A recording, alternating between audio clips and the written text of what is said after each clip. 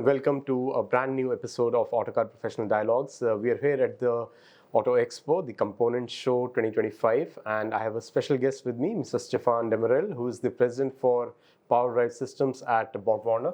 Mr. Stefan, thank you so much for taking out the time and talking to us. Thank you for your time.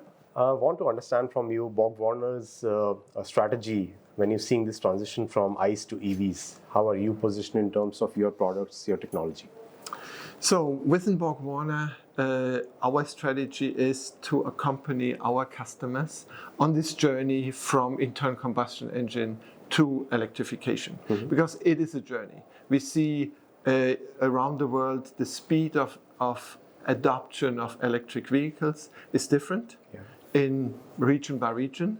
There are new technologies that a few years ago we thought we go directly from as fast as possible from internal combustion engine to EVs, but we see now more Hybrids coming in as well? Plug-in hybrids, range extended vehicles. Right. So we see that this is a journey and not a flip of a switch, which means our strategy within BorgWarner is to accompany our customers on this journey, and this journey means internal combustion engines will be there for the future, and EV will eventually be the propulsion technology, but it will not happen in 1 or 2 or 3 years. It's a longer period, and our strategy within BorgWarner is to offer to our customers both technologies, so that this journey for the customers, we can accompany them. So if I talk to you about your product strategy, your product roadmap, so what are the products that you're going to focus within the ICE category? And if you talk about the EVs, so what new offerings are you planning to offer? So within overall BorgWarner, we have our ICE business units like turbochargers, EGR, chains for or timing drives for engines, variable valve timing. So we continue to support, and transfer cases, we continue to support all that. And this is, in the past, was our bread and butter business, our standard business. Then since especially the acquisition of Delphi Technologies in 2020, we doubled down on electrification. So in the past we were 100% ICE, and now we are moving towards an increasing percentage of sales in electrification. And in electrification we have 2 business units: the battery and charging business unit and the PowerDrive. That's where the majority of our sales is linked to electrification. Right. Nevertheless, we also have in other business units, in our T3 business unit, coolant heaters, e-fans. Right. So we have also products there that are closer to the technology we have in these business units. But in my business unit, for example, we are focusing on inverters, e-motors, gearboxes for EVs, and everything that is electronics, ECUs for engine control, but also control units for transmissions. Right. And going forward for the PowerDrive business unit, I mean, what share of revenue you see this business unit contributing to overall revenues of BorgWarner, if I talk about the 2030 time period?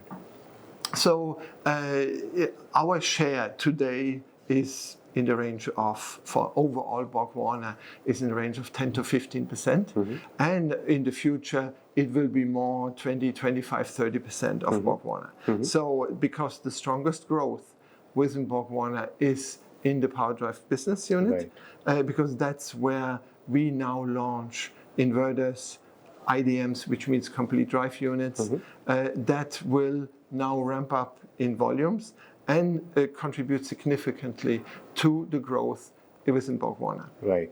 And for that opportunity, I mean, how do you see the Indian market? What potential do you see from the Indian market over the next 5 years for these components?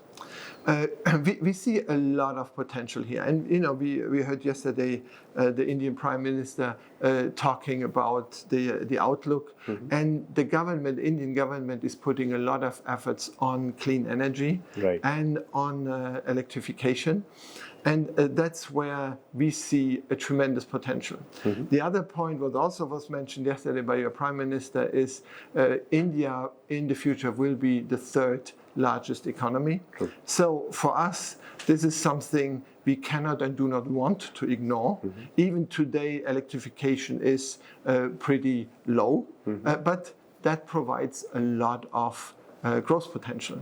And what we bring to the table is experience in the business, in the products in electrification. We will be in the next years the number one supplier of inverters, of traction inverters, to the OEMs. That is for non-captive OEMs. So we have some OEMs who have this in-house, but as an external supplier, we will be amongst the leaders, if not the leader of inverter suppliers in the world. In the world. Right. So in India today, we have in other business units production capacity. PDS does not yet have a plant. But we have one of our biggest development centers for PDS in Bangalore. And our strategy was we need to start with engineering. That's where the relationship is building. That's where the new technology is developed. And as I mentioned, Bangalore is one of our biggest tech centers worldwide, and is supporting also worldwide efforts in electrification, in system, software, and hardware development. And we today supply Indian customers with ECUs. These ECUs come from Singapore, from outside of India, and our strategy is to localize that within India as a first step, and then in parallel develop new technologies that then in these plants can be ramped up and can be localized, because such an important market, we don't want and cannot supply this from the outside. Right. So I mean, you're very much optimistic on the Indian market. So what sort of growth are you looking at for the PDS business unit over the next 5 years? So overall, over the next 5 years, PDS business unit, we see a CAGR of in the range of 10 to 20%, again depending on the regions. And we will see that then moving forward with India, and I expect similar growth rates here because of all the efforts that are happening, done by the government, but also by the need of the people here. Right. Just lastly, what plans do you have in terms of investments when you're talking about setting up a manufacturing facility for PDS components in India? So what's the investment roadmap over the next 5 years? When you say investment roadmap, I do not have exact numbers here. But again, the goal is to start with electronics, to produce electronics. We are already developing. Development is one thing. Then it comes to validation, because we want to be fast, because also we see a faster development cycle that we will see in India compared to other regions. Coming pretty close, in my opinion, to what's happening in China. So we need to have development local, we need to have validation local. That's already the case. And then it will be around inverters, complete drive modules, e-motors, so that we can provide to the customers here what they need. Some customers say, okay, I want to keep the motor in-house, then we can supply the inverter. Then when we talk a lot about hybrids.